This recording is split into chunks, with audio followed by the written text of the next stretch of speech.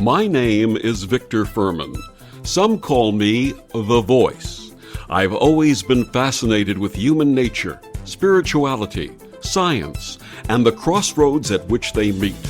Join me now and we will explore these topics and so much more with fascinating guests, authors, and experts who will guide us to Destination Unlimited. How do our beliefs, both religious and spiritual, reflect in the way we process grief and our understanding of life after death? My guest this week on Destination Unlimited, medium and author Kathleen Dayan, shares the story of a woman who transitions at the age of 40 and her request that her ashes be divided into 12 vials for distribution by her family and friends, each with a different spiritual viewpoint. 10 years ago, Kathleen Dayan was working as a lawyer and writing in her spare time. Some personal losses led her on a spiritual journey that ultimately resulted in her being able to channel the spirits of her loved ones and also spirit guides and teachers. The information she received changed her perspective and her life, and she left the practice of law to write novels based on the principles she had learned. Her website is KathleenReadyDayan.com, and she joins me this week to share her path and new novel about our beliefs and how we process grief, Bridge Jumping. Please join me in welcoming back to Destination Unlimited, Kathleen Dayan. Welcome, Kathleen. Hello, Victor. Thank you so much for having me. And so nice for you to join us again with this amazing book that you've come out with. We're going to be talking about that shortly. For our listeners meeting you for the first time, please share with us your early path and the events that shaped your life. Oh, boy, my early path. Well, I think I probably shared this with you before, but I grew up in a small town. I'm the youngest of 5 girls. I had parents who were, in my mind, the original feminists, and I dedicated my latest book to my dad because he really empowered all of us girls. He always, pushed us forward to do things. And it was the motto in my home that, there's nothing you can't do, and certainly not something a boy could do that a girl couldn't do. They were really very strong with us. I feel very lucky about that. I went to school to study literature. I love reading. I love writing. Eventually, I went on to law school. I'm an attorney. I don't practice anymore. I haven't practiced in maybe 10 years now. But I started writing a novel. And my first novel was about being in recovery from alcoholism. I was in my mid-20s, when I really was in bad shape and went into a rehab for 2 months. And I wrote a book about that. And I wanted to share with people the idea of, this powerful experience you can have, and that it was just so unexpected to me that I walked in there feeling so much shame, and I felt like my life was over, and it was really the beginning. And I feel like that was the beginning of my spiritual path, because I started to, once I had a clear mind, my spirit started speaking to me more. I started having spirit dreams. I started having past life dreams. All kinds of things unfolded for me nicely that way. And I started writing more. I started with poetry like you, and I wrote quite a bit of poetry and short stories. I self-published that first novel and got that out. And then I was really focusing on, practicing law at the time. I had some losses in my life. I lost my mom at a young age. I was in my late 20s, not so young, but felt very young. I lost one of my sisters, and I really did not have a strong connection to the spirit world at that point in time. And I ultimately, became very interested in that aspect of life. And I started seeking out mediums at spiritualist churches, and I started to learn. And one of the things I learned that was really life-changing for me was that if I wanted to be able to have that kind of ability to speak with people on the other side of life, a good way to do that is to open my channel by meditating and with intention to do this. And I really dove into that. And so, I know I'm putting a lot of information in a short amount of time here, but I became a medium and I started I spoke to my family members. Ultimately, in the beginning, I was speaking to guides, people who were guiding me. And my husband and I have always sort of worked together in this spiritual pursuit. And we were given so much incredible information about life that I started feeling my burden being lifted. And when I say that burden, I mean my fear and my grief. And I didn't worry so much about what, death and what was going to happen. And I felt better knowing that my loved ones were alive and well, just in a different form. And I understood that this is not, it's not some kind of a wall that drops that, keeps us apart, that there are ways to communicate.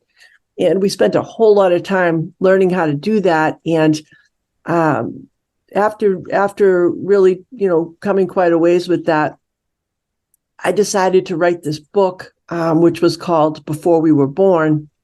The reason I wrote that is because I had heard a lot about reincarnation during these communications. And we would ask a lot of questions and they would tell us anything, these different people in spirit. Some of them were guides. And then, ultimately I was able to talk to my mom and my sister and various people that I had lost. A very close friend of mine that I had lost. He became very close to me in spirit form and gave me a lot of information. And some of it is just that, we've been here. You're not going to stop existing. You existed before you came into this body that you're in right now. And, life is a continuous thing, and love is a continuous thing. It doesn't break. It doesn't stop. It continues. So I wrote this book about two soulmates who reincarnate together through different lifetimes. And I went into a lot of discussion in that book about spirit communication because one of the main characters passes prematurely. So that's how I got to that book. And that's probably enough information to, That's a wonderful sharing. Just a couple of follow-up questions on that. When you say spirit guides, who were the spirit guides that came to you? They were people that I did not know. They weren't people that had been friends with mine here.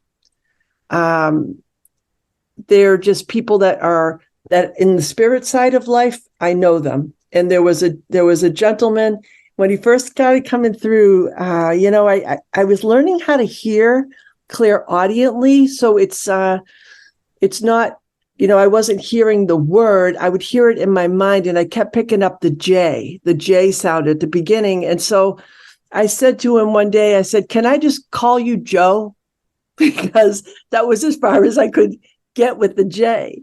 And it sounds silly because this is probably this soul who is, not of this lifetime, not of this era.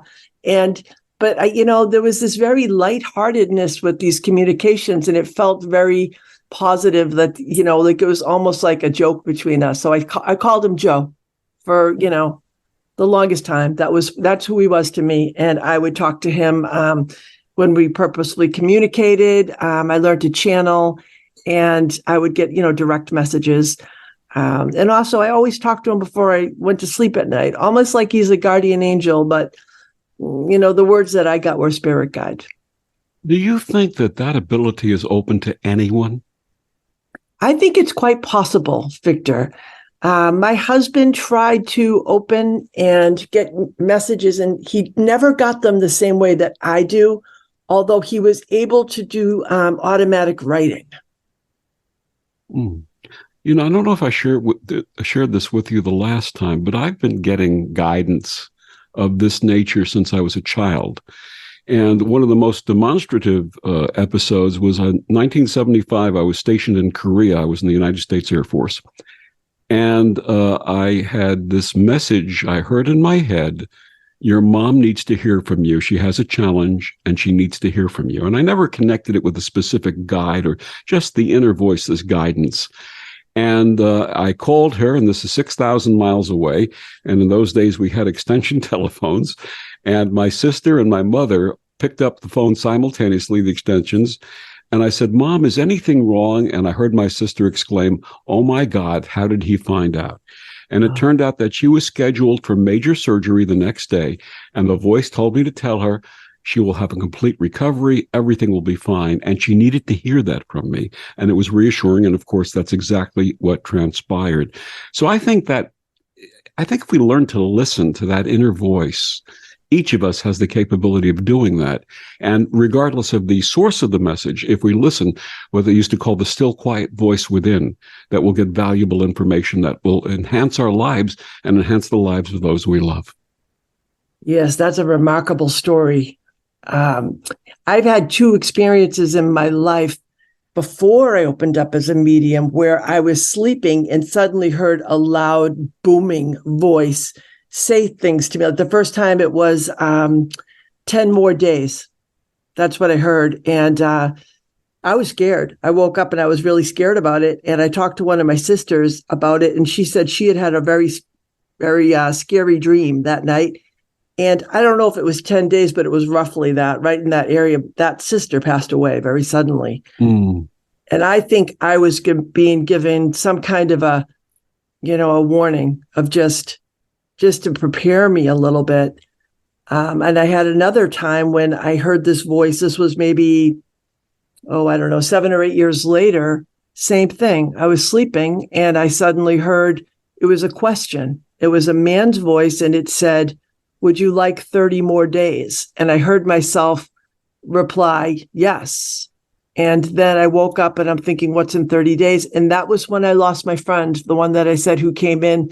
That really was such a pivotal thing for me, Victor, because when he crossed over, I had a lot of grieving to do over him, and he came right in. And that's really the first time that I understood how almost physical the spiritual presence can be, because I started sensing him in my house, and he really kind of, in a metaphorical way, took me by the hand and pulled me through this process that I went into where I learned to be a medium.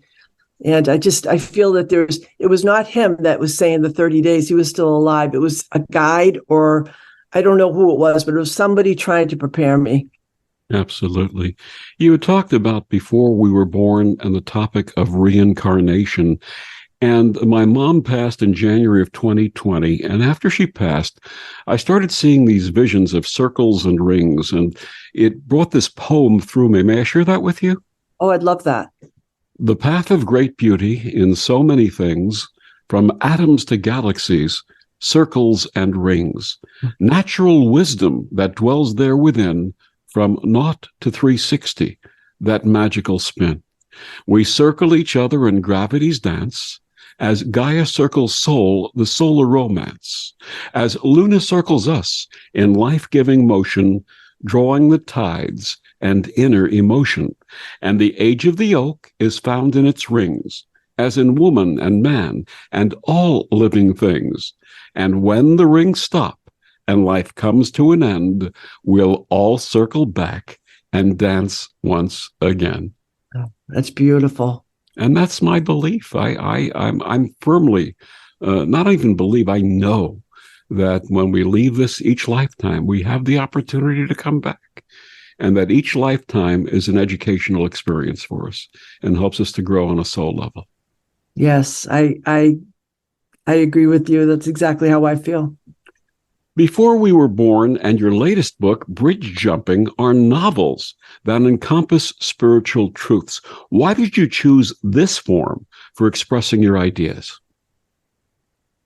I am a storyteller. I love stories. I have, since I was a little girl, I've always loved to read, and I love to be told stories.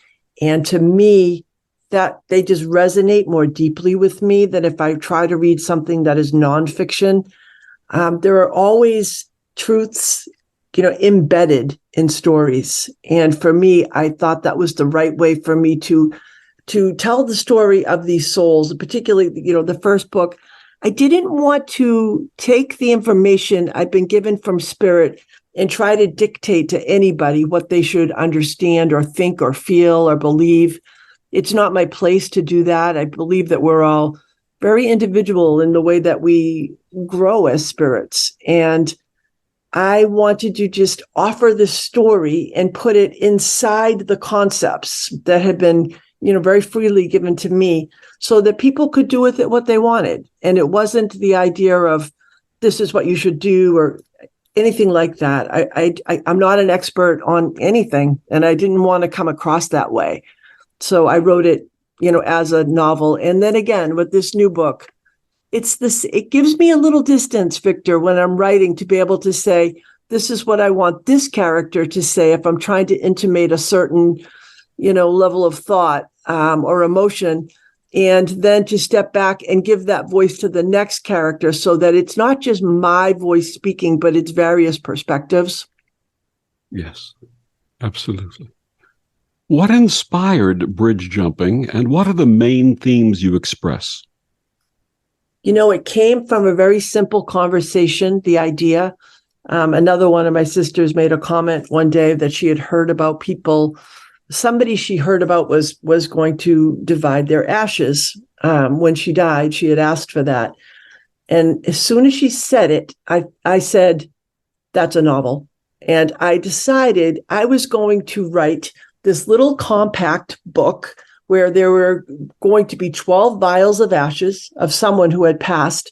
And every chapter was going to be where the vial went, wherever it traveled. So in my mind, ultimately, it became something very different from that, because when you sit down to write a story, a lot of times the character will take you in a direction you didn't see coming yourself. But what I did with this is, I don't know how many chapters are in there, to be honest, but there are many more than 12, because as I started writing this, I realized I am talking about different spiritual perspectives. This is really what I want to write about. So that, the book opens up, we're at Paige's funeral, her memorial service, and there are these vials of ashes, and the people closest to her step forward to claim them. And that's really, it's not, nobody's designated. It's not, my sister, my brother. It's not that. It's just whoever feels they are closest, come and take a vial and bring it to a place that honors me and our relationship. And so that's what happens. And each one of these people sees life differently, as we all do, and they all have a different religious or spiritual background and perspective. And I wanted to look at how that influenced the decision that they made about where to bring these ashes. And while they're doing this, they're talking, to whoever they're with, or they're, even if it's just the conversation with the reader, about what they thought about Paige. And she has left a journal behind, and I have the journal entries in between each chapter so that we can also hear her perspective on what she felt about these people and what she thought about, the way they saw her. It has a lot, the book has a lot to do with perspective. Now, Paige is a 40-year-old woman who passes from liver cancer. Why did you open at her funeral rather than starting with her life? Well, I wanted to set up all the characters. I wanted them all in one place. And I wanted to show how they were behaving toward each other, and really the way that they were behaving towards death, what had happened before we got into the story of her life. And then I wanted her to tell most of the story of her life, going backward a bit. So the journal that we're looking at started about a year before. So it was like 6 months before her diagnosis. So when we first meet Paige in those journal entries, she's quite healthy, and as far as she knows, and she is starting this new part of her life because she's recently been divorced, and she's on a new path, and she knows she's on a new path. And so she says at the top of the journal, she says, this is a journal of empowerment, the book of my rebirth. And she's actively choosing how she wants to live, and she's setting out a new path. And that's how I want us to meet Paige. And that's how I wanted the characters to sort of stand on their own, to show us what they think without leading us to it. Now, we both have the same belief, I believe, I know about reincarnation. But from the standpoint of the characters in the book, is death the end of life, or is it a continuation? It is a continuation for most of the characters in the book. So Paige, the name of the book is Bridge Jumping. So I'll just put in a little something here. We can talk more about this later if you want. But Paige meets this man when she's, she has decided she's going to study theology, right? Get a master's degree. And so she starts digging into different kinds of religions. And she finds out that there is a wigwam in this town called Onset, which is here in Massachusetts. And she's reading about it and she wants to go and visit it. So she's driving around looking for this place, and she crosses this bridge. She starts to cross the bridge and she's like, I've already gone through, I'm coming around in a circle. I've already gone over the bridge.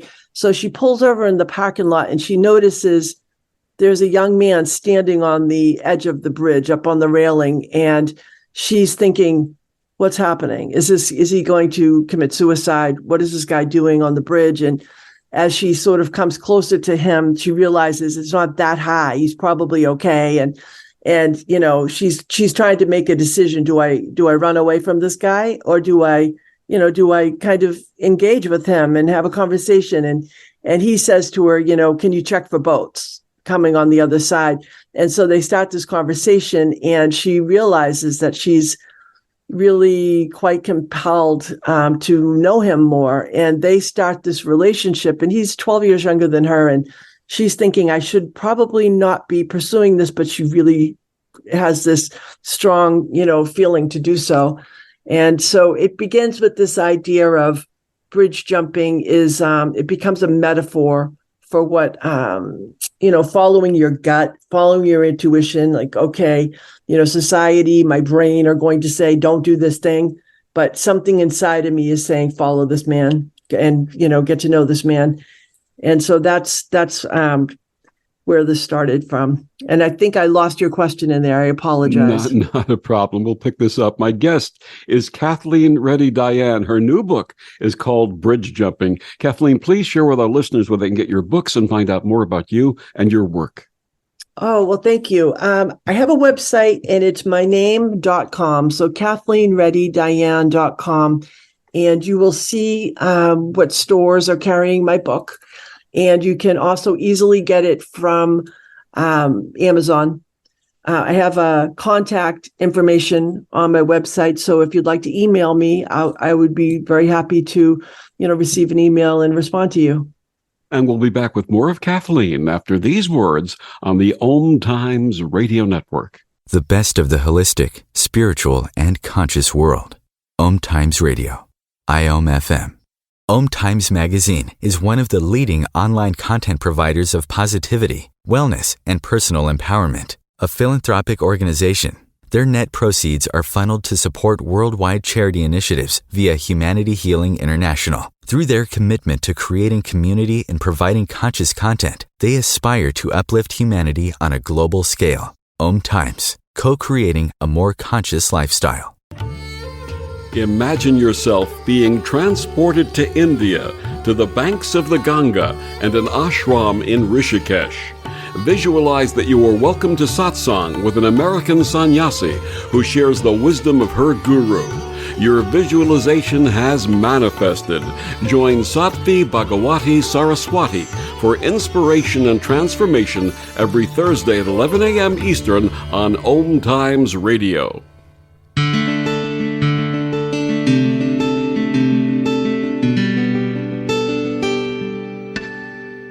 Back on Destination Unlimited, my guest this week is Kathleen Reddy Dayan. We're talking about her new book, Bridge Jumping. Kathleen, how do our spiritual or religious beliefs influence the way we look at death? Oh boy, I think in a profound way.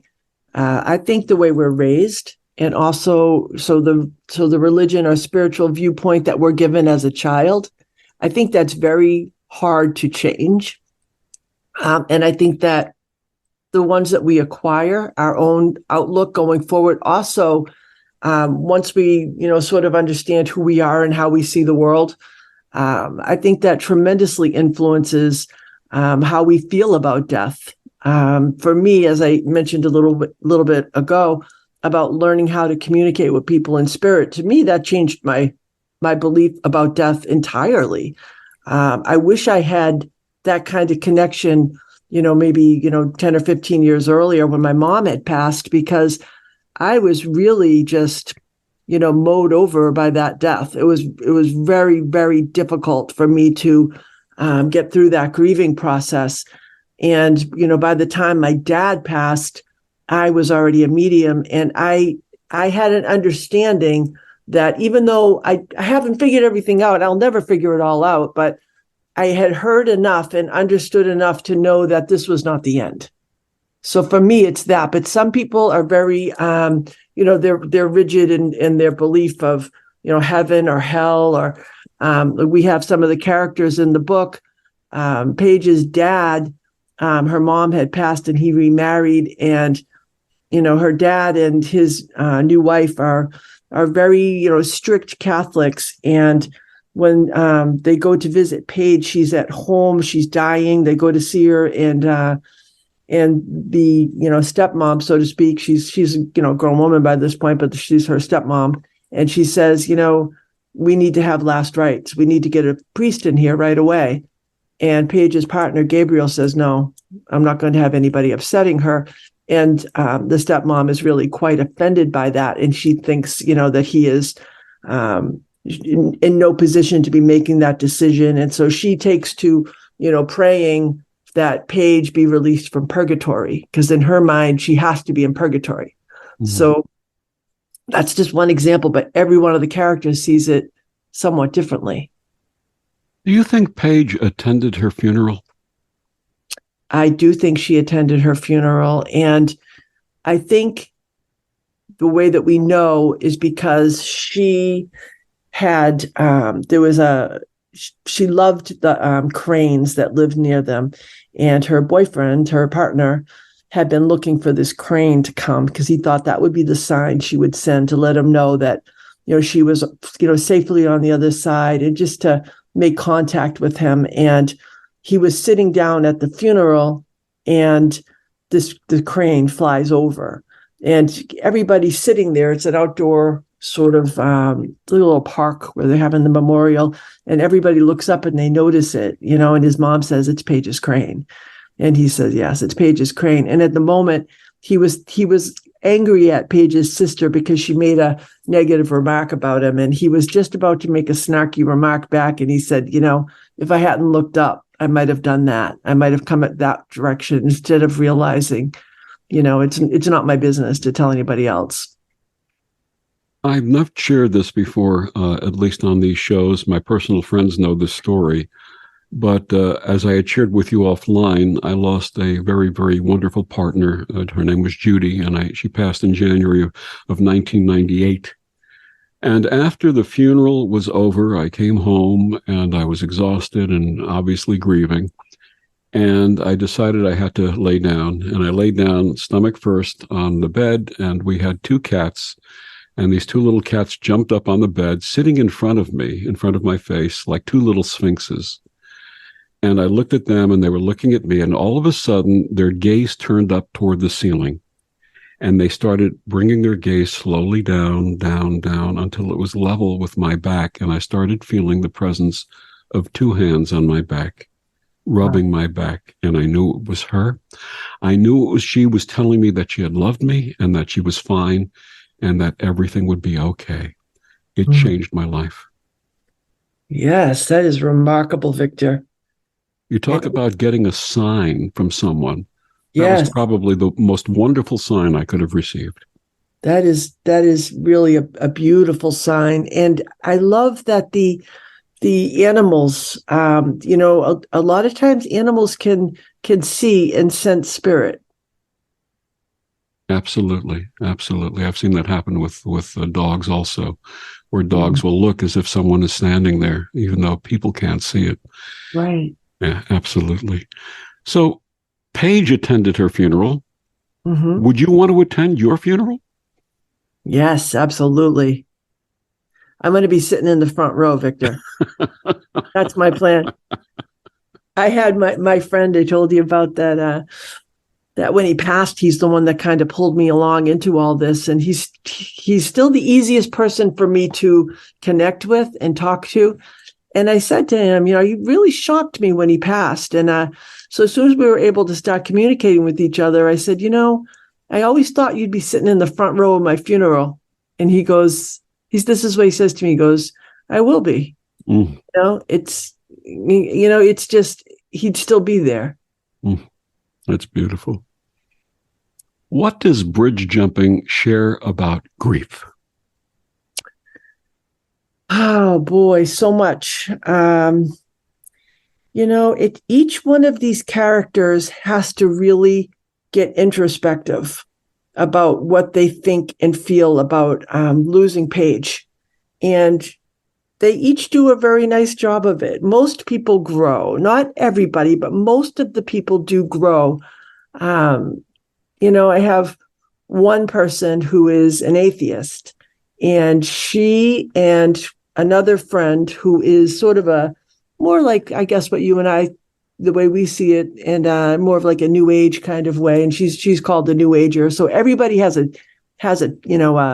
tag name. You're the atheist, you're the agnostic, or I have a pair of Buddhists. Everybody's got a different spiritual outlook. And so I have the atheist and the new ager. They're two, women. They were also 40 years old. They met Paige in college. They were roommates, and they travel up to New Hampshire to go to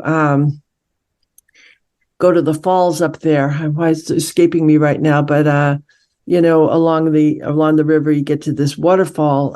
Starts with an S, but I can't pull the word out. Anyway, as they're heading up there, they pull into the parking lot near there where they're going to hike through the woods. And this song that was meaningful to them when they were in college comes on the radio right as they pull in. And one of them says, the new ager says, does that make you feel like Paige is here? And the atheist says, no, it makes me feel like she's not. And so there's this sort of like crossroads, and then they go forth and they bring the ashes up to the bridge, and they sit down on the bridge and they start talking about when they used to come there together and the things they did. And they sort of find like more peace with letting her ashes go there. And the new ager girl shares some things that she's learned about making things in your life, like The Secret, or Law of Attraction. She's telling her some of those things. And you see this other woman who's the atheist decide to just try some of these things on. Let's see if it works. Like, she doesn't believe it, but she wants to try it. And she shifts, and she does. And her life does change. And it's not in a, unrealistic way, but things change and they go in a good direction for her. So that's how it is. Every character has to kind of come to terms with it. In my experience as an interfaith minister and counseling those who are grieving, I've learned that this is a very individual process. What would you say is the greatest gift we can share with those who are grieving? I think to be there to listen to them if they want to talk about it, and not to force anything, because everybody, like you said, is individual. They handle their grief differently. But I think to show up, I think showing up for someone is pretty much the best gift you can ever give. Just to be there, to give them your presence, and to, even if you don't know the right thing to say, just to sit with them. Absolutely. Presence and listening without opining or interjecting your thoughts or ideas. I've had a lot of people who are in grieving situations say to someone, I know how you feel. And you really don't. We really don't know how each of us feels or reacts. It's a very different process. And that gift, as you say, of presence, of what we call creating sacred space, and just listening and giving compassion is probably the best gift that we can give. Yeah, so the person doesn't feel that they're battling it alone. Yeah, absolutely. What signs have you received from those who have passed, in addition to that friend you were mentioning? And does this help with grieving? It does help me. I have received so many different kinds of signs. I also have received messages from mediums. I don't know if that's in the same, sort of topic of conversation here. But would it be okay if I share that experience? Absolutely. Absolutely. Okay, wonderful. Thank you. When I was writing bridge jumping, when I was writing before we were born, there's a scene in this book where there are two feathers, and this little boy and this little girl, Jeremy and Joy, who are the two soulmates who have incarnated, and they live on the same street, and because they did that intentionally, and they're very bonded children. And the boy is about to be taken away. He gets taken by the social services because his mom is neglectful, and before this happens, he has these feathers. He's read about that Native Americans would give each other eagle feathers as a way of saying, I cannot fly without you. So we each have one twin feather to show our connection, our inability to be separated from each other. And so he had read about that, and he has these birds that they're doves, and he takes the feathers and he gives one to his friend. And it's a significant part of the book. It really symbolizes what their relationship is to each other. And as I was writing this, it was on a Sunday, and that night I went to church at a spiritualist church, and I was sitting there, and the medium called on me, and she said, there's a man here, and is it your birthday? Is it something? He's got a gift in his hand. And I said, well, no. I had no idea what she was getting at. We went around for a minute, and then she said, yeah, he's laughing a bit. He's smiling, and he's like, you know what this is? And I said, I really don't. I can't think of it, And she said, it's long and flat. It's in a box. And I said, I don't know. And so she said, okay, he's opening up the box, and it was one feather. Mm-hmm. And she held her hand up. She goes, it's one feather. And I was like, that really floored me, because I knew that I was writing that because of this, relationship that I had with this guy that passed over. And she brings him into me, and I knew he had seen what I wrote. On that exact day. It just really, that was a really significant thing for me. The scattering of Paige's ashes and the way it is done by each of those who took a vial of those ashes, as you had mentioned earlier, it's a very significant part of the story. What does this show us? Often it shows a reflection of the person who's carrying the ashes. It's the way that they're seeing it. It shows us their perspective on life, on death, on their relationship with Paige. So, as an example, the stepmother that I mentioned before, she thinks that, Gabriel, the partner, has just made a mess of the funeral, and that it was, it needs to be redone in some way. So she takes the ashes. She's married to Paige's dad, but he has dementia, and she kind of leads him through his life in a lot of ways. And she brings him to the cemetery where his late wife is buried. And she tells him, to kneel down here. And she has the ashes, and she pours them on the grave because she thinks it's the closest thing to a funeral. And while because he has dementia, he is not as tapped into this belief system that he shared with her before. And instead, he's looking around the gravesite, and he finds some quarters. And we learned that from her, one of Paige's journal entries that, he used to give her quarters to go get ice cream when she was a little girl. And she said, he told her once, when I'm an old man, you can take me for ice cream. And it was always 5 quarters that she would, give her to get her ice cream cone. And so he finds in the dirt these 5 quarters because he's not coming there with any kind of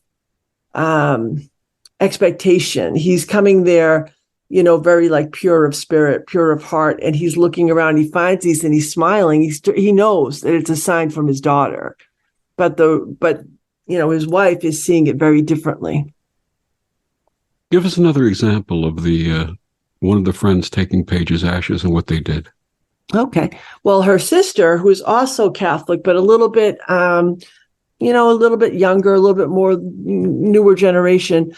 She doesn't know what to do with the ashes, and she's very confused about it. And so she decides that she wants to go to Italy and bring them to the Vatican, because she said Paige always wanted to go to Italy. I'll find a place for them somewhere. And so she convinces her brother to go with her.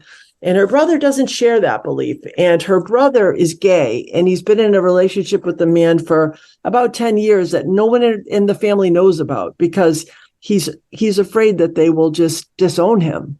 And so he goes with her, but he knows, like, to him, he's just following her sort of little bit of a wild goose chase, and they go to Rome and they wander around, and the sister finally says, I don't feel Paige here, do you? And he said, well, no, but Paige would be happy to be set free anywhere. You don't have to worry about that. So she says, well, let's go to Venice. And they go to Venice, and Paige was this really like bohemian, wild child kind of girl. And she says, this is Paige. This fits Paige, this place. And she ends up dropping the ashes off of one of the bridges in Venice. And, it's some growth for her, because she went on this trying to fit Paige and Paige's life into her own belief system, instead of seeing Paige for what she really was. And by the time she leaves, she comes to terms with that. Beautiful. My guest, Kathleen Reddy Dayan, her latest book, Bridge Jumping. We'll be back with more after these words on the Om Times Radio Network. Hello, I'm Sandy Sedgbeer, host of Om Times Magazine's flagship radio show, What is Going Om. My passion is sifting through information, research, and innovations from new thought teachers, speakers, and researchers, pushing back the boundaries of what we know about life, energy, metaphysics, and the universe.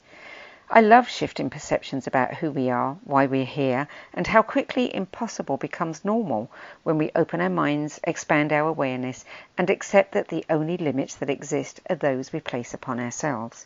So if you're the kind of forward-thinking, eager investigator of what lies beyond the current reality that most perceive, why not make a date to come play with me in the field of possibilities at 4 p.m. Pacific Time, 7 p.m. Eastern Time every Thursday, and together we can discover what's really going on.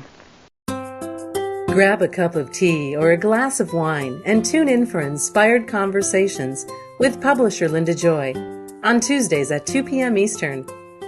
Linda creates sacred space for leading female luminaries, empowering authors, heart-centered female entrepreneurs, coaches, and healers. A soulful venue where guests openly share the fears and obstacles they've overcome, wisdom and lessons learned, and the personal journey that led them to the transformational work they do in the world. Inspired Conversations to empower you on your path to authentic, soulful living. So I'm a cat, and I just moved in with this new human, and she's got this little toy she's always playing with, all day long. Tap, tap, tap, tap, bloop, bloop. She can't put it down. There it is. Oh, and get this. She even talks to it. Last week, she asked it for Chinese, and guess what? Egg rolls showed up. Like magic. Humans have cool toys. A person is the best thing to happen to a shelter pet. Be that person. Adopt. Brought to you by the Ad Council and the ShelterPetProject.org. If I could be you. And you could be me? For just 1 hour. If you could find a way to get inside each other's mind. Walk a mile in my shoes. Walk a mile in my shoes. Walk a mile in my shoes. We've all felt left out. And for some, that feeling lasts more than a moment. We can change that. Learn how at belongingbeginswithus.org. Brought to you by the Ad Council. Walk a mile in my shoes. This is the story of a very special woman. Just a few knew about her superpowers. In a matter of seconds, she turned herself into a great mathematician. She masqueraded as a regular person at work, but as a superhero at home. Everyone knows her as Gabriella. I still call her Mom. Your hero needs you now, and AARP is here to help. Find the care guides you need to help, complete with tips and resources at aarp.org/caregiving. Brought to you by AARP and the Ad Council.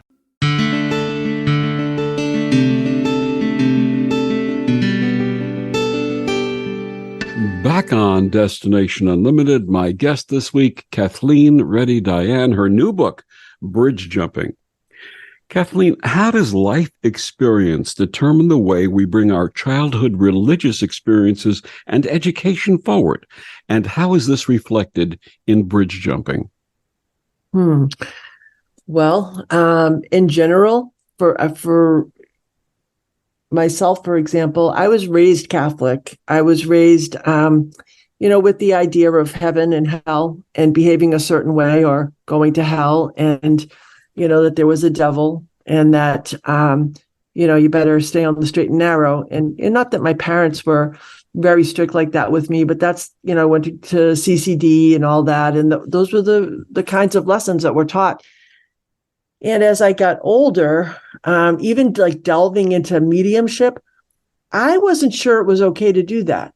I started thinking maybe this is going against God somehow. It took me a long time to feel like this, just to allow myself to experience this thing that I could feel was coming from love, and to make that determination on my own. And it's a big determination to make if you're raised in a certain religion, to say, I'm going to trust what my heart is saying and not trust the words I was told when I was 2, 3, 4, 5 years old. I think that really controls a lot of our lives, particularly if you don't have any reason to step back and re-examine.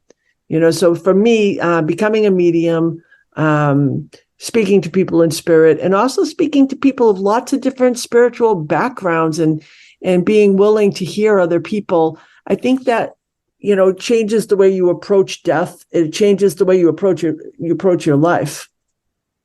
It's funny. I don't know if I shared this with you the last time, but my mother was Catholic, and she converted to Judaism when she married my father, which her mother never forgave her for doing, my grandmother. But when I was about a month old, she had visited her Catholic aunt, and her aunt said to her, "You look like you're really tired. Why don't you take a nap, and we'll look after Victor for you?" And while she was napping, they literally spirited me away to their church, and they baptized me. Oh my gosh. And this was in the 1950s. So this was something I think that may have been very common back in the 1950s. But it's fascinating how the drive to conform to the beliefs that you're raised with creates the activity, the way you react to things in the world. It really is. It's very interesting. I have 2 daughters, and they're 10 years apart. And my first daughter, I had her baptized. I had her in the Catholic Church. I had her christened. And 10 years later, when my other daughter was born, my second husband is Jewish, so that played into it too. But I had no desire to have that, to have her christened. And I just didn't have that fear that I had the first time around, because the first time around, I wasn't attending church. I had it in my mind, if I don't have her christened, she may burn eternally. I thought that was a possibility. And by the time my second daughter came around, that was not in my mind anymore. It's fascinating to me. When I attended Interfaith Seminary in the 1990s, one of the things that I learned is that virtually every faith has an iteration of the golden rule. Do unto others as you'd have them do unto you. Love thy neighbor as thyself. If everybody just let go of everything else and just practice those 2 tenets, what a wonderful world we would live in. I agree. It's so much of the dogma that gets us separated and causes all the issues. Yes, it really does. It just creates so much fear, and it comes from control. Absolutely. Absolutely. It's all about control, isn't it? I believe it is, yes. Much of what you share in bridge jumping is about family and relationships. What is it that works to keep us close? And what are the things that disconnect us from each other? Yeah, so a big focus in this story is Paige and her relationship with her 2 siblings. So her younger brother is Joey, and her sister is Abby. And I've spoken of them. They're Abby and Joey are the ones that go to Italy. They all have this belief that they're the black sheep in the family. And you find that out in their chapter when it's talking about them. But, Paige felt very strongly that she was the one, she always said the wrong thing. She would speak out of turn. She was just not really like them at all. Her brother was quite shy and quiet and kind of a gracious, sweet boy growing up. And then her sister was very controlling, and we find out that, Paige really resented her sister because she tried to control her so much. And as we're getting through the story, we find out that, Abby, the sister, never wanted to be in that position to begin with, but she felt like that's what her parents expected of her. And she felt left out by the relationship between her younger siblings because they would share things with each other and not with her. And because, of course, they feared her judgment or her reprimand. And so, I just think it's interesting in a family how we sort of make a lot of assumptions about each other, about what our siblings are, the way they're viewing us. And none of that's really objective. Like all of this is subjective.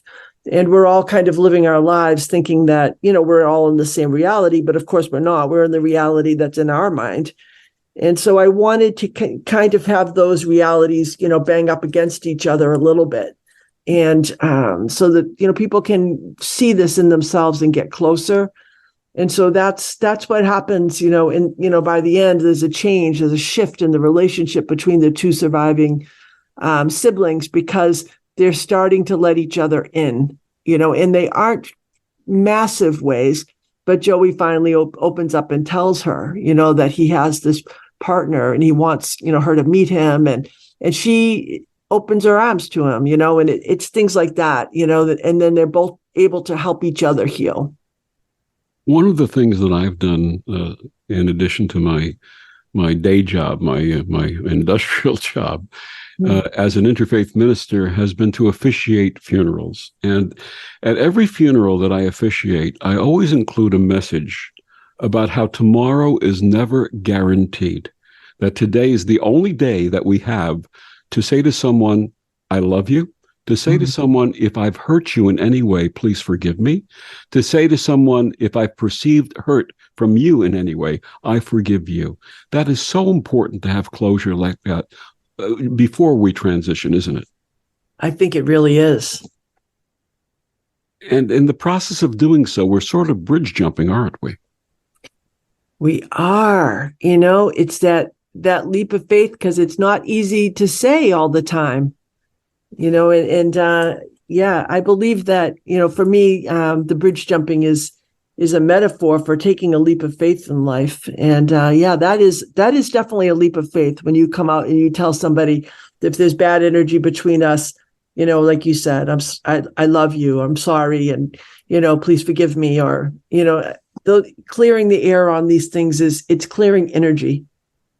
And in a way, it's also creating a sense of gratitude for the opportunity to share that, isn't it?